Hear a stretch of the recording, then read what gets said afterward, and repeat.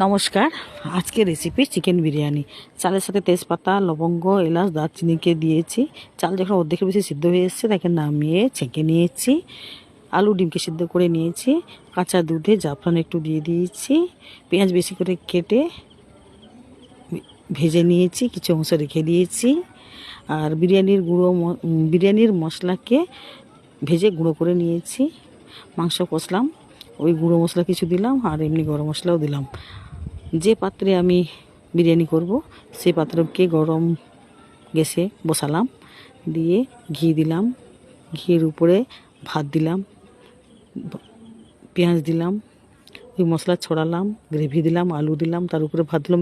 এইভাবে পরপর 3টা স্টেপ, তার মাঝখানে মাংস, তারপরে হচ্ছে ডিম, তারপরে কেওড়া জল, আতর, গোলাপ জল সব দিলাম, দিয়ে উপর থেকে ঘি দিলাম।